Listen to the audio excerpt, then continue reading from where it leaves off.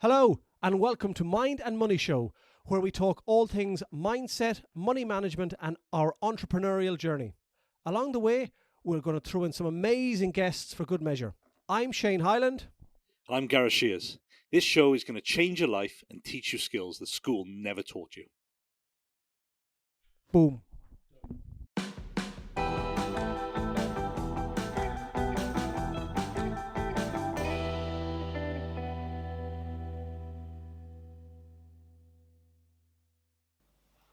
Hello! We're back again. I got my cup with me today. Do you know, talking about drinks and stuff like that, bit of an aside, I tried to experiment last night because I have my porridge and I soak it in oats the night before. I'm trying to eat healthy. I'm trying to eat healthy, right? You generally do eat healthy just because you've got a very bland diet anyway. I put protein powder in last night just to see what it was like because I've seen a few people talk about it. So I put the milk in, porridge, protein powder, and let it soak overnight, and heated it up this morning. If anyone has any other ideas, it was horrendous. I think the problem you've done there is heat it up. Oh, you can't have a cold, can you? Well, yeah, you can have overnight oats, don't you, and stuff like that. So that's the idea of that. I think. You don't like it cold, no? I prefer not to. Right, try it cold. Because Kath has overnight oats with protein in and fruit and stuff like that, and they're superb, but they're cold. You leave it in the fridge overnight, and then I'm just not convinced protein powder does very well in the microwave. I know people do these like microwave cakes with it and stuff like that. Can somebody come in with some nice healthy eating suggestions? Just have a Huel shake. That's what I do. Yeah, that's lunch. Okay. Yeah. You cut your porridge intake down, though, haven't you?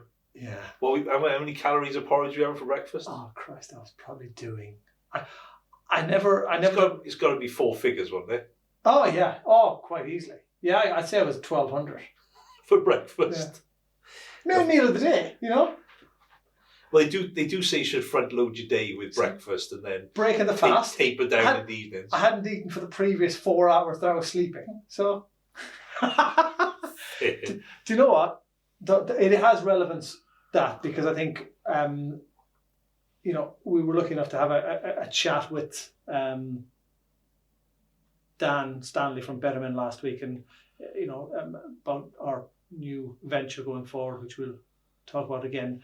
But looking at certain stats, and I know we take the mickey out of healthy eating and stuff like that, but eating healthy, feeling healthy, both mental and physical, was interesting to chat to Dan about.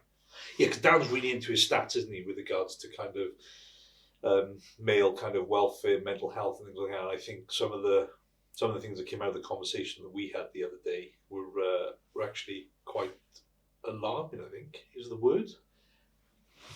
Yeah, and it puts, after we finish, it put everything into perspective in terms of how often do we wish our life away, and by that I mean, sometimes you wish for the day to end, and sometimes you wish that you get to the weekend, and you can't wait until Easter, Christmas, whatever it may be, and when you put in the what figures did you do, the average life expectancy for a 40-year-old man was. Well, the average life expectancy for a 40-year-old man, based on the ONS statistics, is 84 years of age. So if you're 40 today, if you're going to break that down to weeks, that's 2,288 weeks until you're 84. Left. On an average.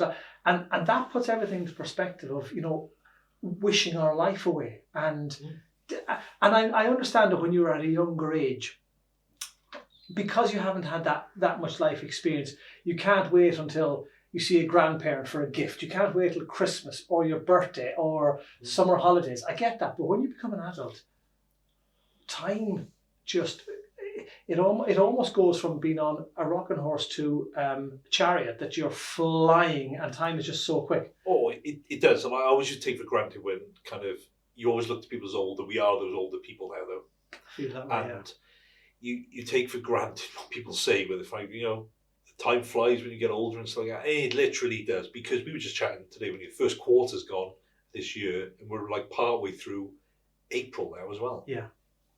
It does just fly. And you know, feeling unwell, unhappy, and you know, potentially spend, you know, biggest killer I think in men in the UK at the moment is suicide. And how do people feel if they're not feeling well mentally and they're spending time maybe in bed and under the bed sheets or whatever it may be? It's just, though the numbers last week when we were just having a general discussion was just mind blowing. I'm sure one of the statistics I saw was 4 out of 5 suicides in the UK are men. Probably, yeah.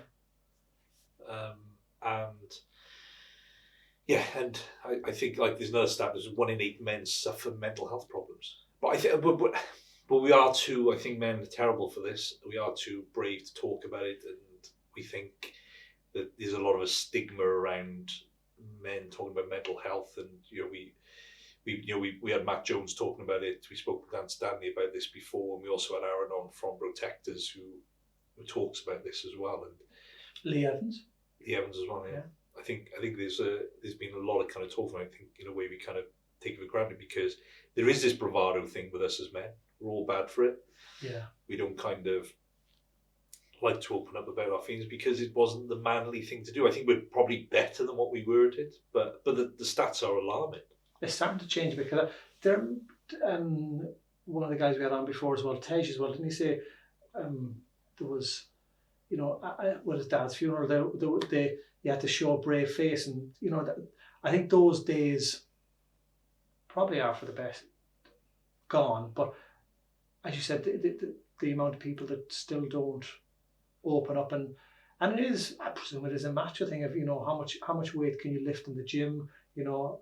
It's still a vulnerability rather than an illness. You know, it's easy to say, oh, I'm not good, I've got cancer. Oh, here you go. Rather than I'm not good, I've got issues, I just can't, you know, work things out. And it's the vulnerability of that.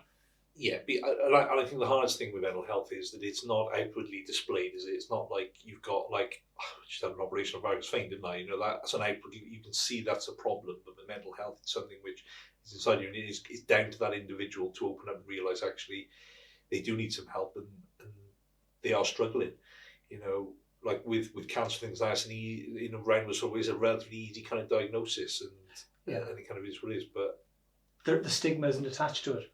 No, and I'm a big believer in almost 3 pillars of health, of mental health, physical health, and financial health. And you might have all the money in the world, and you might have, you know, the best body in the world, but internally, if you're not well, that can have a crippling effect on you. And we've seen, you know, with celebrities and this, that, and the other. So it's just as important, you know, getting the whole package right. And that comes back to our day job of the financial planning, that, you know, if you know your numbers, it may, you know, you can do or not do things. And if you don't need to potentially work longer, and you can feel happier on, let's say, on a golf course, I'm just using the basic stuff, then financially you may be fit, physically you may be fit walking, and mentally you may be fit because you've stopped doing that job that maybe you didn't want to do, and you're happier out in the fresh air and with family and stuff. So they all have an interlinking effect on each other.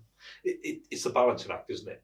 And I think sometimes, and we're guilty of it, I know that, of you get stuck into the rat race and you just go from working day to working day to getting to the weekend and doing stuff, and we're not really thinking about actually being present and what you're kind of doing. And I think that's a big thing. And this does happen. I've seen it. I've seen it with clients and with family and stuff, whereby you work all your life and you come to this point of retirement, and then it kind of all ends, and you have these big plans for retirement, and then the worst thing happens, someone dies. And there are all these big plans when they probably could have actually done a bit of it younger in life as well. I think it's that balance of trying to live for the day, you know, but also keeping that eye on the future as well. You know, you can't just be gung-ho and like, I'm just going to go out and party and have fun and do all this stuff and travel everywhere in the world, because you've still got to kind of look after your family and yourself. But it's having that balance of saying, well, actually, what are the things I like to do, and still doing those things. Yeah. You said earlier about getting through the day. It is almost a resigned fact of in X amount of hours I'll be able to catch up on my sleep or something like that. To a degree, it's wishing the term they use, wishing your life away, but it's trying to get through the day, and just fall asleep and get on with the next day. And as you say, if you've got 2,288 weeks or whatever left as a fortune, it's exactly that. You have to live for today, enjoy today, by keeping the eye on tomorrow. But I think it was just brought home by chatting to Dan last week, and I know we talk about it a lot of the time when we sit down with people and planning for the future, but it's a stark reality of life is very bloody short.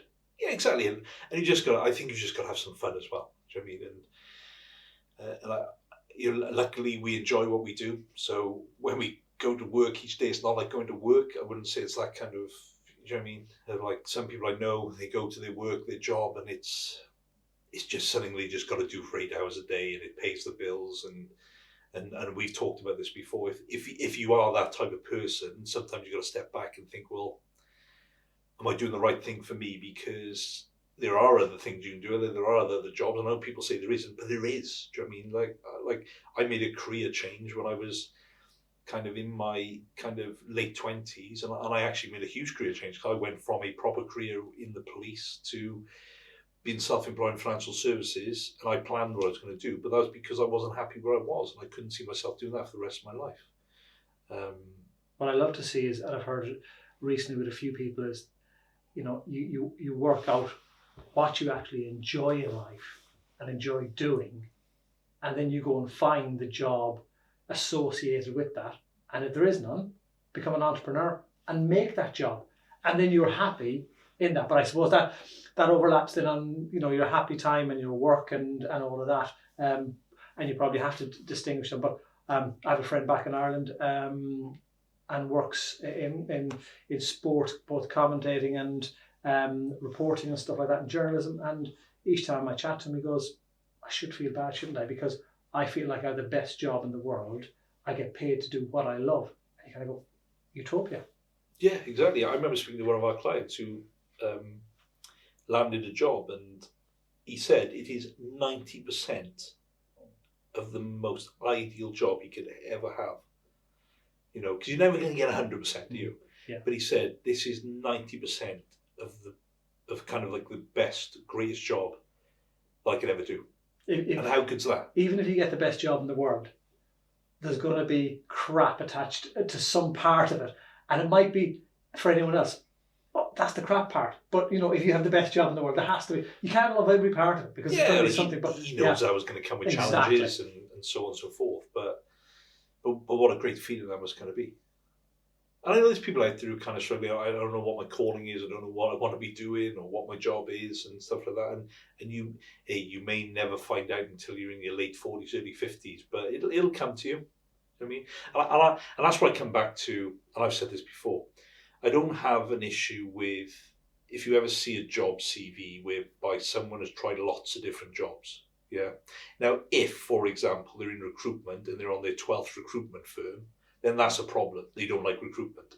But if they've worked in McDonald's, then they've worked in Sainsbury's, then they've worked in a recruitment position, then they've worked in a law firm, they just realise that isn't for them. Now, don't get me wrong, there's some caveats to that. It might be that they just don't like anything they do. But I don't have a problem with people trying it out because it's too easy to get kind of pigeonholed and go, this is the career you're going to be doing and this is what you need to do for the rest of your life. So there's a lot to be said for that. I think it comes down to, if you like what you do, you're going to enjoy and feel happy.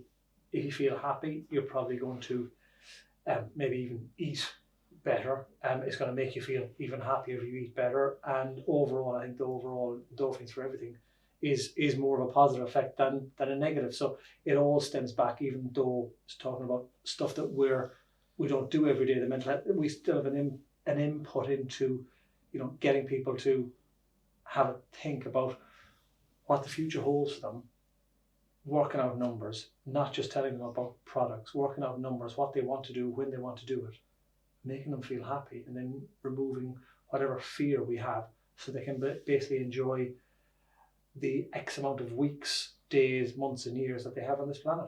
Yeah, exactly. I think, but yeah, I think it is that kind of balance now, like we just said, about living for today, but keeping an eye on tomorrow. Do you know what I mean? And not getting kind of bogged down in the day-to-day rat race and try and get out of it. And, like, go and see that friend you haven't seen for a while. I'm guilty of that. Let's not talk about the stat. The stat is of a 122% increase in divorces during the last 2 years. Yeah, I know that's a huge stat, isn't it? 122% rise in divorce since COVID.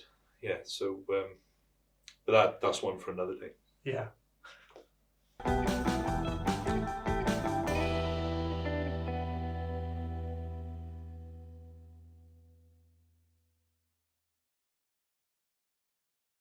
Thanks for listening, and if you enjoyed this episode, then please subscribe and remember to follow us on social media for more content like this.